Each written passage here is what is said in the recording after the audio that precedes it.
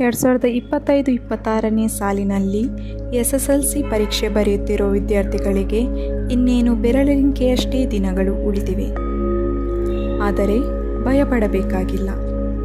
ಈ ಪರೀಕ್ಷೆಯಲ್ಲಿ ಪಾಸಾಗಲು ತುಂಬ ಸುಲಭವಾಗಿದೆ. ನೀವು ಅಂದರೆ 2026ರಲ್ಲಿ SSLC ಎಕ್ಸಾಮ್ ಬರಿತಾ ಇರುವ ವಿದ್ಯಾರ್ಥಿಗಳು ತುಂಬ ಲಕ್ಕಿ ಅಂತಾನೆ ಹೇಳ್ಬೋದು. ಯಾಕಂದರೆ 10 ವರ್ಷಗಳ ಹಿಂದೆ ಎಕ್ಸಾಮ್ ಪ್ಯಾಟರ್ನ್ ಇಷ್ಟು ಈಸಿಯಾಗಿರಲಿಲ್ಲ. ಯಾಕೆ ಅಂತ ನೋಡೋಕೆ ಹೋದರೆ 2016ರಲ್ಲಿ ಪಾಸ್ ಆಗಬೇಕು ಅಂದರೆ 35% ಪ್ರತಿ ಸಬ್ಜೆಕ್ಟ್ನಲ್ಲೂ ಕಡ್ಡಾಯವಾಗಿ ಪಡೀಲೇಬೇಕು ಅಂತ ಇತ್ತು. ಆದರೆ ಈಗ 33% ಸಾಕು. ಅದು ಕೂಡ ಪ್ರತಿ ಸಬ್ಜೆಕ್ಟ್ನಲ್ಲಿ ಅಲ್ಲ. ನೀವು ಎಲ್ಲ ಸಬ್ಜೆಕ್ಟ್ನಲ್ಲಿ 33% ತೆಗೆದು ಯಾವುದಾದ್ರೂ ಒಂದು ಸಬ್ಜೆಕ್ಟ್ನಲ್ಲಿ 33ಕ್ಕಿಂತ ಕಡಿಮೆ ಅಂದರೆ 30% ಮಾರ್ಕ್ಸ್ ತೆಗೆದ್ರೂ ನೀವು ಪಾಸ್. ಈಗ ಅಂದರೆ 2026ರಲ್ಲಿ ಎಕ್ಸಾಮ್ ಬರಿತಾ ಇರುವ ಅವರಿಗೆ ಇಂಟರ್ನಲ್ ಮಾರ್ಕ್ಸ್ ಅಂದರೆ ನಿಮ್ಮ ಕ್ಲಾಸ್ ವರ್ಕ್, ಪ್ರಾಜೆಕ್ಟ್ ವರ್ಕ್, ಟೆಸ್ಟ್ಗಳಿಗೆ ಶಾಲೆಯಿಂದ ಮೊದಲೇ ಇಂತಿಷ್ಟು ಅಂಕ ಅಂತ ಕಳಿಸಿಕೊಡ್ತಾರೆ. ಆದಷ್ಟು ಒಳ್ಳೆಯ ಅಂಕಗಳನ್ನೇ ಶಾಲೆಯಿಂದ ಕೊಡ್ತಾರೆ. ಅದು ನಿಮ್ಮ ಸ್ಕೂಲ್ನಲ್ಲಿ ಮಾಡಿರೋ ವರ್ಕ್ ಮೇಲೆ ಡಿಪೆಂಡ್ ಆಗಿರುತ್ತೆ. ಆದರೆ 10 ವರ್ಷಗಳ ಹಿಂದೆ ಇದು ಯಾವುದೂ ಇರಲಿಲ್ಲ. ಆ ವಿದ್ಯಾರ್ಥಿಗಳು ಪಾಸ್ ಆಗಬೇಕು ಅಂತ ಅಂದರೆ ಅವರು ಬರೆದ ಎಕ್ಸ್ಟರ್ನಲ್ ಮಾರ್ಕ್ಸ್ ಬೇಸ್ಡಲ್ಲಿ ಅವರನ್ನು ಪಾಸ್ ಮಾಡ್ತಾಯಿದ್ರು.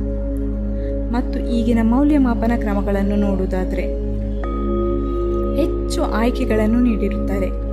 ಅಂದರೆ 2 ಪ್ರಶ್ನೆಗಳಲ್ಲಿ ನಿಮಗೆ ಯಾವುದಾದ್ರೂ ಸುಲಭ ಅನಿಸ್ತದೆ ಆ ಉತ್ತರವನ್ನು ಬರೆಯುವ ಅವಕಾಶವಿದೆ. ಅದಲ್ಲದೆ ನೀವು ಆಯ್ಕೆ ಮಾಡಿದ ಪ್ರಶ್ನೆಯಲ್ಲಿ ನಿಮಗೆ ಕೇವಲ ಅರ್ಧ ಉತ್ತರ ಗೊತ್ತಿದ್ದರೂ ಸಾಕು, ಅದಕ್ಕೂ ಅಂಕಗಳನ್ನು ನೀಡುತ್ತಾರೆ. ಹಾಗಾಗಿ ಪ್ರತಿ ಪ್ರಶ್ನೆಗಳನ್ನು ಅಟೆಂಪ್ಟ್ ಮಾಡಿ ಖಾಲಿ ಬಿಟ್ಟು ಬರುವುದಕ್ಕಿಂತ 3ರಲ್ಲಿ ಅರ್ಧ ಅಥವಾ 1 ಮಾರ್ಕ್ ಸಿಕ್ಕಿದ್ರೂ ಲಾಭವೇ. ಇನ್ನೊಂದು ಲಾಭದಾಯಕ ವಿಷಯವೆಂದರೆ ವಿದ್ಯಾರ್ಥಿ ಸ್ನೇಹಿ ಮೌಲ್ಯಮಾಪನ. ಹೌದು, ಈ ಸಲ ಮೌಲ್ಯಮಾಪನವು ತುಂಬ ಸ್ಟ್ರಿಕ್ಟ್ ಇರುವುದಿಲ್ಲ. ನಿಮ್ಮ ಉತ್ತರಕ್ಕಿಂತ ಹೆಚ್ಚಾಗಿ ಎಫರ್ಟನ್ನು ನೋಡುತ್ತಾರೆ. ಅದನ್ನು ನೀವು ಮೌಲ್ಯಮಾಪಕರ ಮನೆಗೆ ಹೋಗಿ ಅವರ ಹತ್ರ ನಾನಿಷ್ಟು ಎಫರ್ಟ್ ಆಗಿದ್ದೇನೆ ಅಂತ ಹೇಳಿ ಬರಲಿಕ್ಕೆ ಆಗೋದಿಲ್ಲ. ಹಾಗಾಗಿ ನೀವು ನಿಮ್ಮ ಪೇಪರಲ್ಲಿ ಅಂದರೆ ನೀವು ಹೇಗೆ ಎಕ್ಸಾಮ್ ಬರಿತೀರಾ ಅದರಲ್ಲಿ ನಿಮ್ಮ ಎಫರ್ಟ್ ಕಾಣುವ ಹಾಗೆ ಬರಿಬೇಕು. ಈಗಾಗಲೇ ನೀವು ಮಾಡೆಲ್ ಕ್ವಶನ್ ಪೇಪರ್, ಅದರ ಪ್ಯಾಟರ್ನ್ ಹೇಗಿರುತ್ತೆ ಅಂತ ನೋಡಿರ್ತೀರ. ಅದು ಅಲ್ಲದೆ ಬ್ಲೂ ಪ್ರಿಂಟ್ ಕೂಡ ನಿಮ್ಮ ಕೈಯಲ್ಲಿರುತ್ತೆ. ಎಕ್ಸಾಮ್ ಎಷ್ಟು ಮಾರ್ಕ್ಸಿಗೆ, ಎಷ್ಟು ಪಾಠದಿಂದ ಎಷ್ಟು ಕ್ವಶನ್ಸ್ ಬರ್ಬೋದು ಅನ್ನೋದು ನಿಮಗೆ ಈಗಾಗಲೇ ಗೊತ್ತಿರುತ್ತೆ. ಮೊದಲೆಲ್ಲ ಲಾಂಗ್ ಆನ್ಸರ್ ಬರೆಯೋದು ಕಡ್ಡಾಯವಾಗಿತ್ತು. ಅದು ಅಲ್ಲದೆ ಟೆಕ್ಸ್ಟ್ ಬುಕ್ಕಲ್ಲಿ ಯಾವ ಸೆಂಟೆನ್ಸ್ ಕೊಟ್ಟಿದ್ದಾರೆ ಅದೇ ಸೆಂಟೆನ್ಸನ್ನು ಪಿನ್ ಟು ಪಿನ್ ಬರೆದಿಡಬೇಕಾಗಿತ್ತು. ಆದರೆ ಈಗ ಬಹು ಆಯ್ಕೆ, short questions, case based questions, ಹೆಚ್ಚು ಆಯ್ಕೆಗಳು, 1-2 ಉತ್ತರ ಗೊತ್ತಿಲ್ಲ ಅಂದರೂ ಅಟೆಂಪ್ಟ್ ಮಾಡುವಷ್ಟು ಸುಲಭವಾಗಿದೆ. ಇನ್ನೊಂದು ಎಕ್ಸ್ಟ್ರಾ ಸೀಕ್ರೆಟ್ ಹೇಳಬೇಕು ಅಂತ ಅಂದರೆ ನಿಮಗೆ ಯಾವುದೇ ಒಂದು ಕ್ವಶನ್ಗೆ ಅರ್ಧಂಬರ್ಧ ಆನ್ಸರ್ ಗೊತ್ತುಂಟು ಅಂದ್ಕೊಳ್ಳಿ. ಜಸ್ಟ್ ಸೆಂಟೆನ್ಸ್ ಮ್ಯಾಚ್ ಮಾಡ್ತಾ neat hand writing with heading ಬರೆದ್ರಿ ಅಂದರೆ ಪಕ್ಕ ಮ್ಯಾಕ್ಸಿಮಮ್ ಮಾರ್ಕ್ಸ್ ಕೊಟ್ಟೇ ಕೊಡ್ತಾರೆ.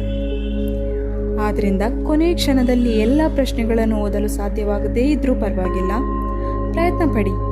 ಇನ್ನು ತುಂಬ ದಿನಗಳಿವೆ. ಭಾಷೆಯಲ್ಲಾದರೆ ಪಾಠದ ಸಾರಾಂಶ, ಸೈನ್ಸ್ನಲ್ಲಿ ಅಪ್ಲಿಕೇಶನ್ ಬೇಸ್ಡ್ ಕ್ವಶನ್ಸ್, ಮ್ಯಾಥ್ಸ್ನಲ್ಲಿ ಫಾರ್ಮುಲಾ ಲೀಸ್ಟ್, ಇದನ್ನೆಲ್ಲ ಆದಷ್ಟು ನೆನಪಿನಲ್ಲಿಡಲು ಪ್ರಯತ್ನಿಸಿ. ಭಾಷಾ ವಿಷಯಗಳಲ್ಲಿ ನಿಮಗೆ ಪಾಠದ ಸಾರಾಂಶ ಅಂದರೆ ಸಮ್ಮರಿ ಗೊತ್ತಿದ್ದರೆ ಸಾಕು. ಯಾವುದೇ ಪ್ರಶ್ನೆಗಳಿಗೆ ನಿಮ್ಮದೇ ವಾಕ್ಯಗಳಲ್ಲಿ ಉತ್ತರವನ್ನು ಬರೆಯಬಹುದು.